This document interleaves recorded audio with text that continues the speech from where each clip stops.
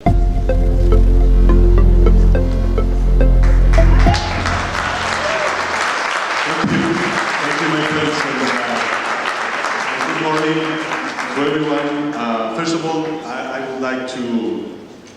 would like my initial words today to be directed to the German people, especially to the victims and the families of the victims of the terrible attack at the Christmas market.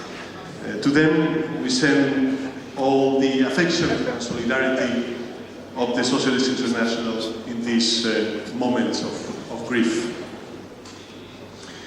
I would like also to express my gratitude to our colleagues from the USPF and his first secretary, Idris Lasgar, for welcoming us so warmly in this beautiful city of Rabat and Morocco.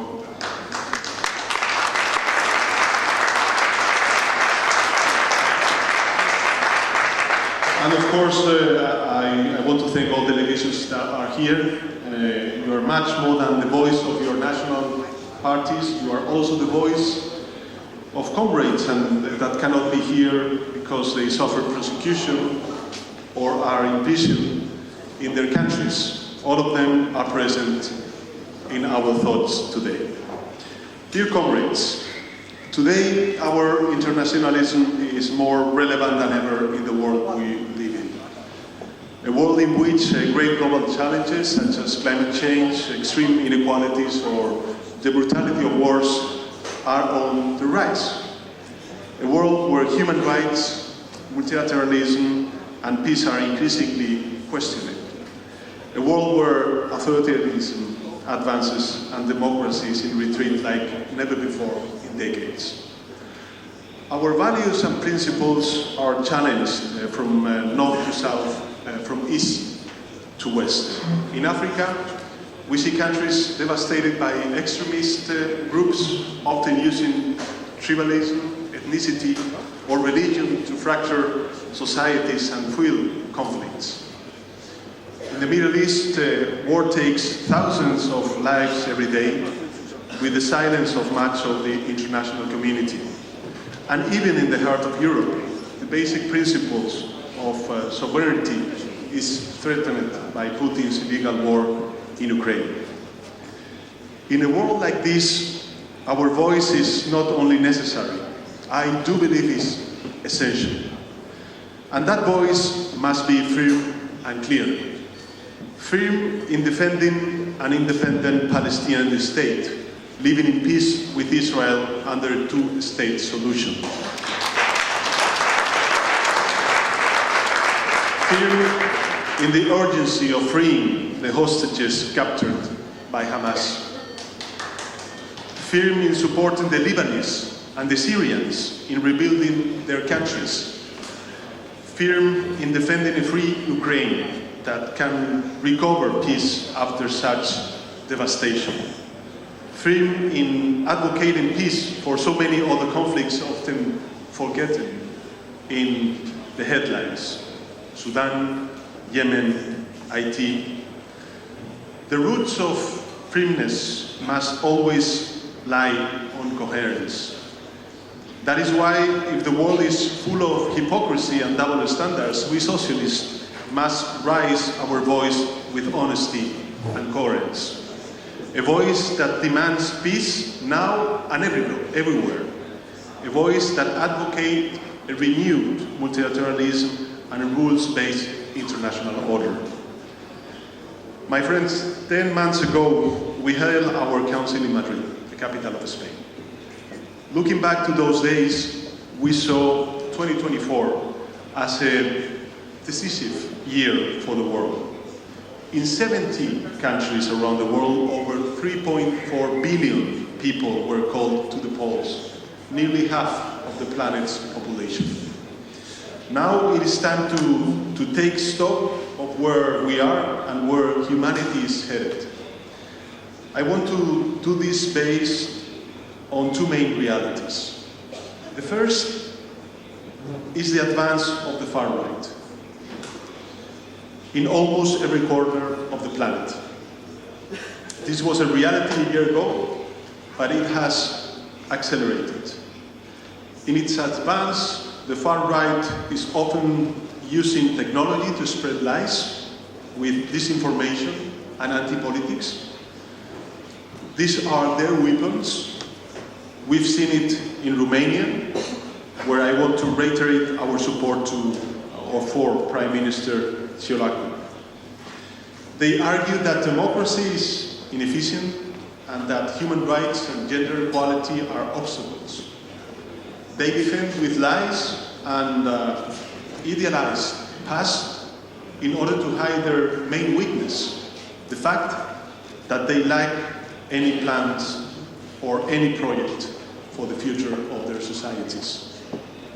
Looking to the future through the lens of the past is equivalent to losing the present. That is the risk humanity is facing with the rise of the far right.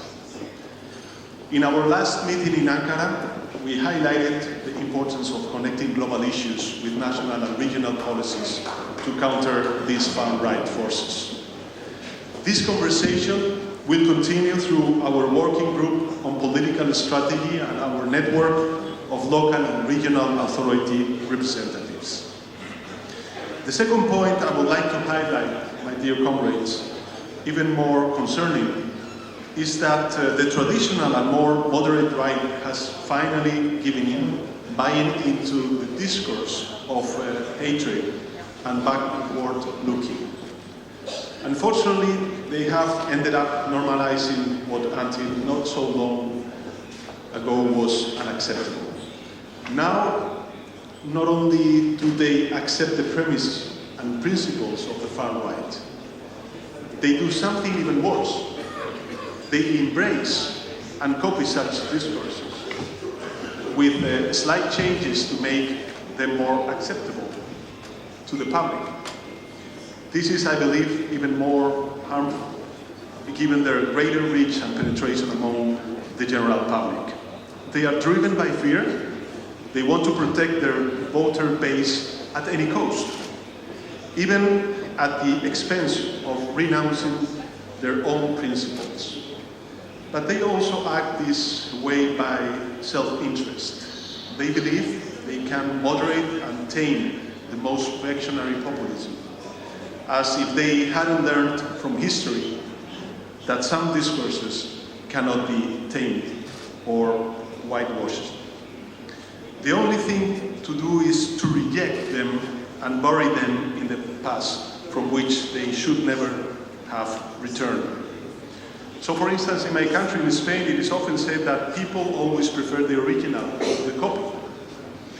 That is why I know that this complacent right-wing strategy is doomed to fail. And that is the main message that I want to convey, that we must stand. We must stand, my dear comrades. Where others hesitate, we socialists stand firm in defense of democracy. Where others witness unacceptable discourses, we denounce them head-on.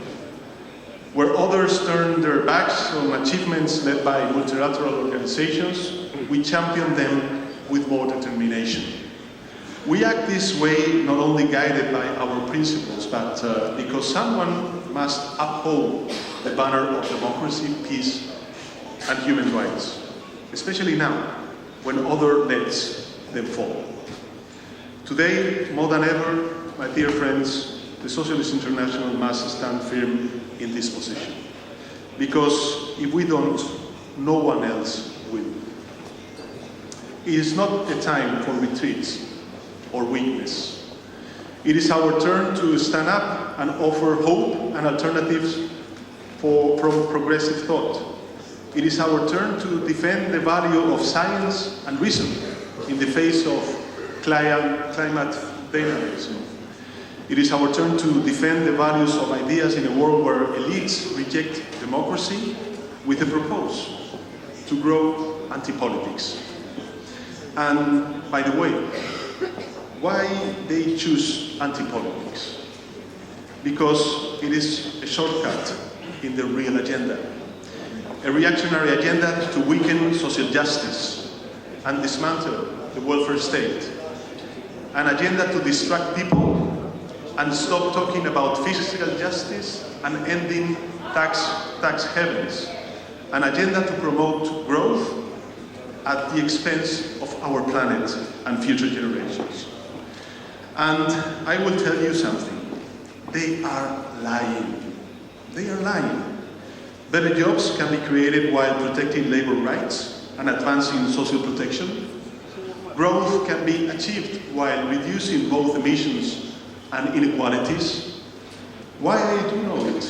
Because that is the model we have been implementing in Spain over the past 7 years. And it works. Go and ask the economists or other referents of liberal thinking. Among all advanced economies, the Spanish economy will grow the most this year, 4 times more than the average of the Eurozone. We have reduced inequality to its lower level in 2 decades, and in 2023, Spain has created more jobs than Germany and France combined. So therefore, there is an alternative. No matter how much it hurts them, there is an alternative. And that alternative is called social democracy. The model we have defended and will continue to do so, adapting it to the needs of our times.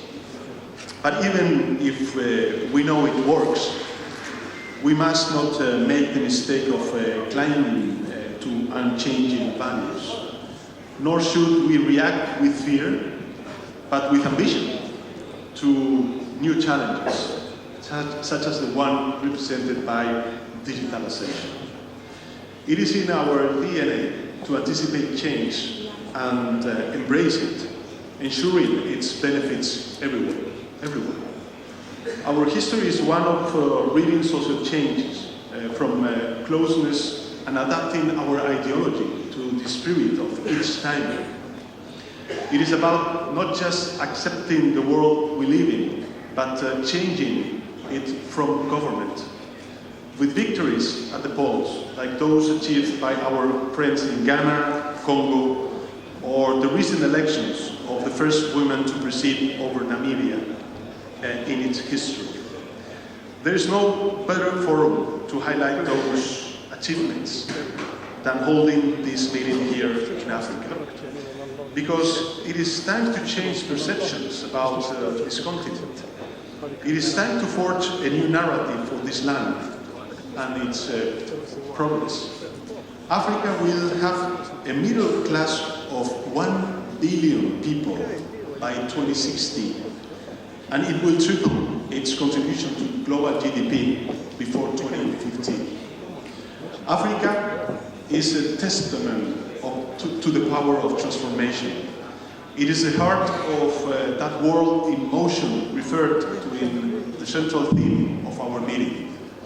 And the best ally for that transformation are progressive forces. Therefore, I encourage all the broader parties of this continent to continue growing, always with one goal: to win at the polls. That is the best way to strengthen this greater family of the Socialist International. Over the past year, we have worked to become a better organization. We have modernized our internal governance and working methods, optimized our resources, and strengthened our political presence. We have reduced expenses and implemented a new system of checks and balances, and we have organized missions and summits in Bucharest, Ankara, Rio, and now we have the pleasure to be here in Rome. The report prepared by our General Coordinator, Chantal, will give a thorough account of all this. Today, in this Council, we take another step to strengthen this great house of global progressive thought, in this case by honoring people who are examples and role models for the Socialist International. We do so with the creation of the Francisco Peña Gomez Award. I welcome this initiative from our Latin American committee, which will help give further visibility to our organization. And of course, I congratulate our friends and comrades from Uruguay because they won the elections and we have another president progressive in Latin America. So dear colleagues, I conclude. We are a wide network of thought that brings together parties, individuals, and like-minded organizations. We are present in dozens of countries, and we have all tools not only to interpret a rapidly changing world, drawing from diverse perspectives and cultural traditions. We must, but most importantly, the drive and energy to transform it. So, to conclude, let's use that immense resource in our service of humanity. And let's find in the value of the internationalism that defines us the answer to great global challenges that know no boundaries, continents, or borders. And I thank you, Sukram, gracias, merci beaucoup.